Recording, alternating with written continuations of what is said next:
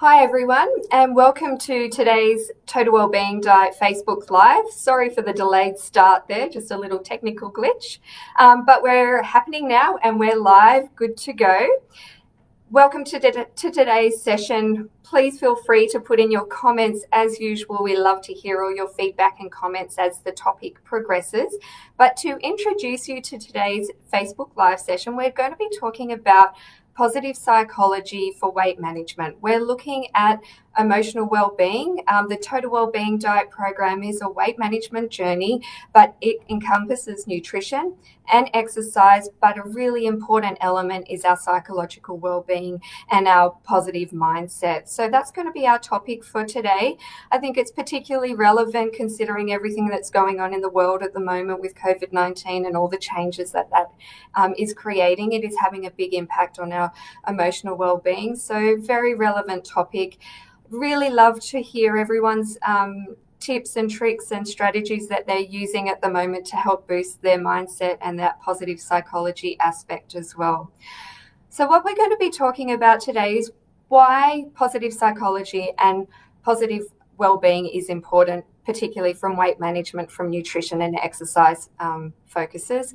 We're going to be talking about what those aspects of positive psychology is important to support you with your weight management journey, but also looking at the benefits, and we're going to really drill into the details of some of the three key areas of positive psychology that's important for weight management.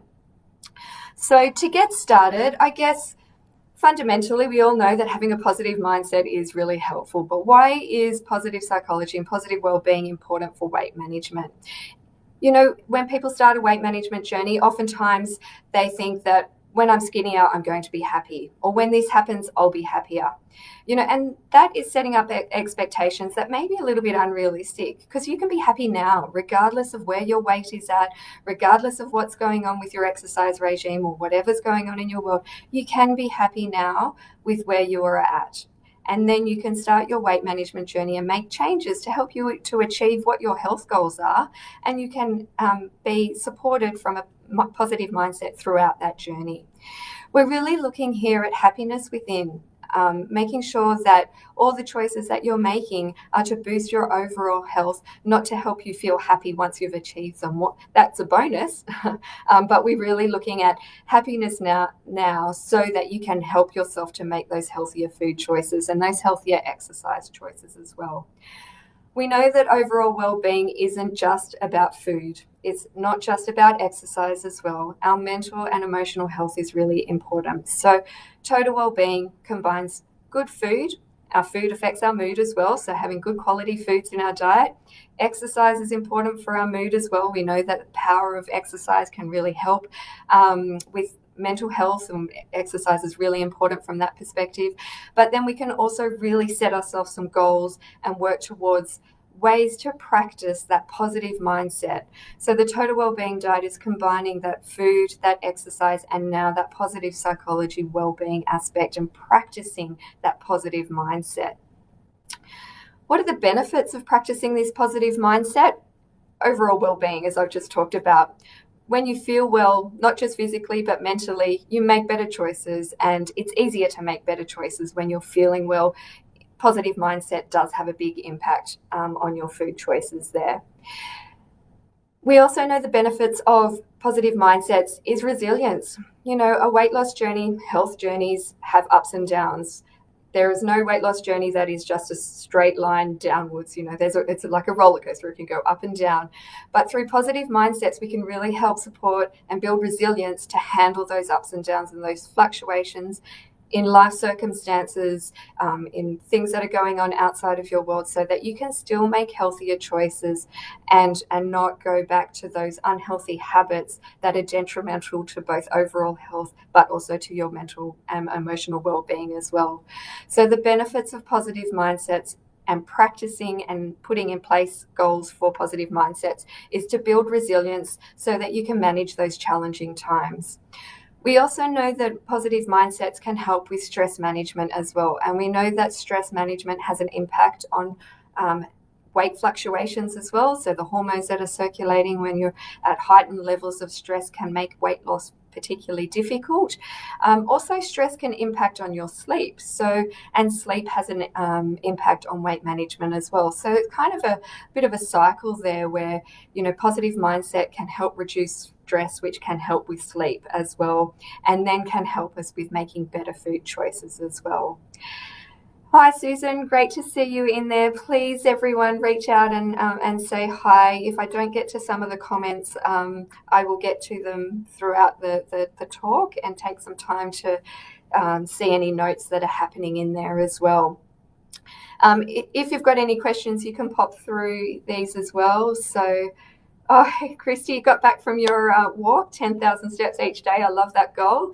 That's a really good goal to set yourself, and it feels good to get to reach it. So that's part of a gratitude note, which we're going to talk about in a little bit, about being grateful for being able to do the things that you can to achieve your goals as well. So I've touched on a couple of things. I've talked about why, I've talked about the benefits, and now what is positive mindset, and what are these aspects that we're talking about that you can practice and put in place to help you put your emotional well-being as a priority in your weight management journey. The researchers at CSIRO have done a lot of searching and understanding and reading through the literature to see what is important from a positive psychology aspect for weight management, and looking at the research to see what's worked and what could be provided and added to the program of the Total Wellbeing Diet to help people progress with their weight management journeys. There is lots out there from a positive psychology aspect, so it's really difficult to narrow it down to any couple of things. But what the researchers did notice was that gratitude notes, acts of kindness, and best self-reflection were 3 key elements of positive mindset practice that can benefit weight management journeys. So gratitude, that's the kind of receiving aspect of positive psychology. We're thinking about being grateful and thankful for things that are in our lives and in our health and our wellness. Acts of kindness, that's the giving. What are we doing to others? As humans, human nature, I guess we're really giving to others does have a really positive impact on our emotional well-being. So noticing those acts of kindness and recording those acts of kindness really helps you to put perspective on the things that you are giving to others. And then the gratitude notes are those notes of acceptance and thankfulness for the things that you are receiving. Then the third aspect is best self-reflection. And this is an aspect that I really love. I'm a big fan of, reflective practice and looking at the past to see what's worked and what hasn't worked, and helping you set goals for the future and what you want to achieve and where you want to go. So this best self-reflection aspect is that opportunity to really think about where you see yourself once you've achieved all your goals. What do you see? How do you see your best self? And I'm going to talk about that in a little bit more detail, but you can find a time point in your life where you think, I actually felt my healthiest at that time point. This is what was going on in my life at that time point. And you can start reflecting and journaling on that and seeing how far your current day is different compared to that best self. Or you might find that you've got a different best self that you're wanting to aim now. Different stages of life, you might have different priorities. Okay, so it was great to see some comments in here. I think daily meditations, that's a really powerful tool to help reset the mind, refocus on what's important for you. I can see some people in here. Tara's joining the program and going, okay, that's great. Just reminding yourself that positive psychology is really important. And I love, Wendy, that you're listening while you're riding the bike. That's great. Great progress. Okay, and Deirdre's home from a lovely winter's day walk. Beautiful. It's a gorgeous day out there in Sydney at the moment. A little bit chilly, but lovely winter's day. So let's get into the details of the aspects of positive mindset.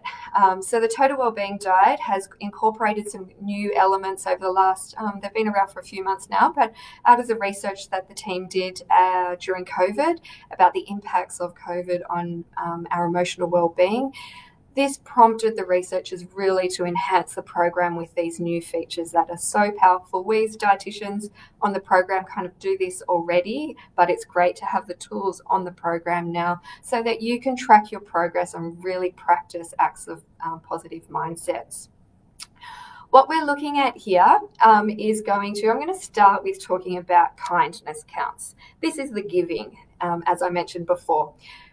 Kindness counts are tracking your little acts of kindness that you might do to others on a daily basis. Now, this can be a little bit uncomfortable to think about to start with because you're thinking about what you're giving to others. And these kindness counts can be really simple things. It could be simply smiling and saying hello and when you're going on your walk to someone passing by, or it could be picking up the phone and calling a friend and just seeing how they are. It could be picking up some groceries for your neighbour on your way home from the shops or something. These little kindness counts, if I can get those words out, these kindness counts are opportunities to reflect and see that you are giving to others. And as we feel like we're giving to others, it gives us a boost in our emotional well-being, and being kind to others to help focus on good things. What can we do good to others and to society as well? Now, as I said, these kindness counts can be really small, or they could be bigger acts of kindness, which could be something like volunteering. You know, there's lots of people out there in our community volunteering their time. Obviously, they're huge kindness counts as well. So they're really good things to be focusing on. You might even, as part of your practice for kindness counts, start with the little things. Thinking about the little things you're doing each day within your day-to-day routine that are little kindness counts that you can think, oh yeah, I do give to others. But you could also set yourself some goals of some bigger kindness counts. So you could set yourself a goal to volunteer for a particular community organisation, or it might be volunteering to, help with a particular project at school. If you're a parent, I'm a parent, sorry, so that school concept comes up. But it might be setting yourself a bit of a goal to do something maybe for your family or for your kids that you wouldn't otherwise do as an act of kindness, and that's something that you can work towards. But another really important thing with kindness counts is also being kind to yourself. At the moment, we're dealing with some really challenging times with COVID-19, and everyone is being impacted by this epidemic or pandemic in lots of different ways. So fundamentally, being kind to yourself, regardless of COVID-19, but on any weight management journey, health journey, is really important to be kind to yourself. Give yourself some self-care. Remind yourself of the things that you're really doing well. So as part of my role as a dietitian, I often talk to my members about putting in some time in their days or their weeks to have some kindness to themselves so that you can really nurture yourself and not be so. We're particularly good at being critical to ourselves, and really often we're our own worst, harshest critic and seeing what we're not doing well. So we can be kinder to ourselves and making sure that our day or our week has some element of things that we actually really love. So here I'm thinking it might be picking up your favorite book that you've just been wanting to read but you've put everyone else first. A lot of parents out there would probably be doing this, is putting everyone else first and leaving their self-care to last. So set aside some time in your day that you can actually pick up that book and start to read that book that you've been wanting to read for ages. It might be having a cup of tea in your favorite teacup. I love my little China teacups, and just something special about having a cup of tea in those mugs. It's making it a little act of kindness to myself, for example. We've got a link here on that we've pinned here that gives you the link to the kindness counts in the program, because what we're looking at here is not just tracking your own personal counts of kindness, but we're also looking at the community's giving and acts of kindness as well, so we can see how much people are sharing as well. So practicing those kindness counts for yourself. I mentioned a couple reading a book, cup of tea. For someone, it might be that. Someone else, it might be taking time to go and spend some time watching the sunrise or the sunset, or it might be for someone, it might be sitting down and taking some time to chat with their partner or chat with their children. So your kindness act to yourself is really unique, and it's what you feel makes you feel good is your kindness count to yourself for your self-care. So when we're talking about kindness care, just summarizing it, we're thinking about kindness to others, counting those really small acts of kindness and tracking them on a daily basis if you can. The research is a bit unclear about how frequently to track these kindness counts, but the program's recommending tracking them either on a daily basis or a couple of times a week at least. And also being kind to yourself and setting aside time to be kind to yourself on a regular basis. So let's move on to gratitude. I also love the gratitude notes. I often use this one as an opportunity to reflect on your goals that you're setting for yourself, that you might do so at the beginning of the program. But the gratitude notes, as they sound, they're about those, what are we grateful for? This can be a big, airy, fairy, fluffy topic for some people, but they could be gratitude for big things in our life, like it's having our health. It could be for those people that are working, it could be being grateful that you've got a job, or if something's changed in your life, it might be grateful that you've got family around you. So those big gratitude notes and gratitude ideas are important to record. But with your gratitude notes, the key factor really is writing it down and actually articulating it in kind of pen and paper or keyboard and typing. And the Total Wellbeing Diet Program has a section in the wellbeing area where you can create your gratitude notes on a daily basis. You could create multiple gratitude notes each day if you wish. But why do we want to create gratitude notes? It's a really good opportunity to remind us of what are the good things in our life, and what are we doing well? So often, as I mentioned before, we're our harshest critics, and we often focus, particularly on a weight management journey, you start to focus on what you're not doing well. I'm not getting my exercise in, I'm not getting time to follow the menu plan, or I'm not doing this. But, you can actually find really small things that you're doing well at. Every day, someone's doing well at, it might be including more vegetables in your diet. It might be making one healthier choice, or swapping out that indulgence for a healthier alternative. There's always something that you can find that you're doing well at, and you can be grateful that you've made that decision to make that healthier choice. I hope that one makes sense. And again, we've just pinned the note there on gratitude notes. If you're a member of the program, you can access it through the wellbeing section. But those gratitude notes can be things about the past, so you can look back and be grateful for, big aspects that have happened in your life. It could be, particular things that have happened in your world that you've been grateful that they've been an experience that you've had.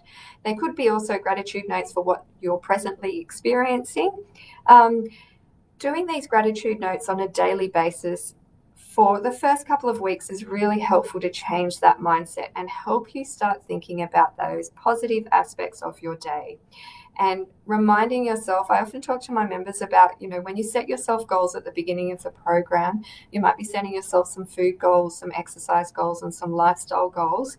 These gratitude notes, you can look back at your goals that you set yourself and be thankful and grateful for ones that you're achieving or that you are working towards achieving. So you might not be completely nailing the goal yet, but you might be able to see progress towards that goal. And that's what these gratitude notes are about, is really writing that story down on paper so that you can see the true story of what's actually going on in your world of gratitude. In our minds, we might tell ourselves these stories, and when you actually put that story onto paper, the scenario is nowhere near as bad as what it actually is. And giving you an example, oftentimes people say, I went to a social function. That might not happen at the moment, but, I had this experience of eating out, and I just blew my indulgences. And then when I say to people, just pop that in the tracker and see how different that was to what you're actually saying it was. And when people put their foods into the tracker, oftentimes the indulgences are nowhere near as high as what you're telling yourself in your mind. And so then you can be grateful for actually the skills and the knowledge that you've developed to be able to help you make healthier food choices. I hope that that made sense. And Cheryl and everyone, and Andrea, don't worry too much. This is being recorded, so you'll be able to access it at any time later today and join in with the conversation and catch up on anything that you've missed. And sorry, I did have a technical glitch at the beginning, so I hope that didn't cause too much grief for everyone there. But what we're talking about here is gratitude notes. Remind yourself with the gratitude notes of doing them a couple of times a week. Think about gratitude of the past and gratitude of the present. This is the acts of being thankful for things in our life, and reminding yourself of being thankful of what you're doing well. Use it to shift that mindset from the negative mindset to the positive mindset of well-being. Now, moving on to the third aspect of this positive psychology aspects of the total wellbeing diet, we're talking about that best self-reflection. I touched on it in the beginning. This is really I love this tool. This is a great journaling tool, self-reflection process, and it really is an opportunity to really understand what your motivators are, what your expectations are from a weight loss journey or a health and wellness journey, and also looking at how realistic your goals are. And it gives you something to look at that's written on paper or in a program to see what you are doing today and where you want to get to, and what do you need to do today to help you get that goal of best self-reflection. So then, to explain what best self-reflection is, it's thinking about, once you've achieved all your goals, how do you see yourself? How do you see your day-to-day routine, your kind of food choices, your exercise choices, your mindset? What's your life looking at once you've achieved your health goals? When you've written that down, it's not something that you can do straight away. Some people take a little bit of time to do it. It might be taking 10 minutes each day to just start exploring how you see your best self. You might think back at times previously where you felt really healthy, fit and well, and you're wanting to get back to that. It might be thinking about what was going on in your life then and how different is your life now. Is it achievable to kind of get back to where you were thinking that you're wanting to get to? Or do you need to readjust what your best self is now? Life changes, and what's something that you did in your 20s might be very different to your mindset in your 50s, for example. So your best self-reflection is something to take some time to think about, to reflect about, and take, say, 10 minutes a couple of days a week to start building this best self-reflection. And it can really help to set what your goals are for your health goals. And then you can reflect on what you are doing today to help you to achieve that vision that you've got of your best self-reflection. It's another opportunity to put things into perspective. It's something that might change over your weight management journey. So you might find that you write your best self-reflection in week 1 of the program. But by week 6, you start to realize, actually, I think I had my expectations pretty high there. And I think that my best self is actually somewhere in the middle or a little bit lower than that in terms of nutrition and exercise. So, for example, someone might say that my best self is going to be 20 kilos lighter, exercising for an hour every single day, and following a structured menu plan. Well, that might actually be a good goal for some people. You might realize that halfway through the program, actually trying to get an hour of exercise at a high intensity every single day is not realistic in my lifestyle. So, and I don't need to do that much exercise. So you might readjust that exercise goal to be something like 30 minutes of high intensity exercise, maybe a few times a week. But on most days of the week, I'll make sure I'm doing a moderate amount of exercise for maybe 30 minutes. And that's achievable from a positive mindset. So that's just an example. I hope that helps with the best self-reflection. But why it's important for that best self-reflection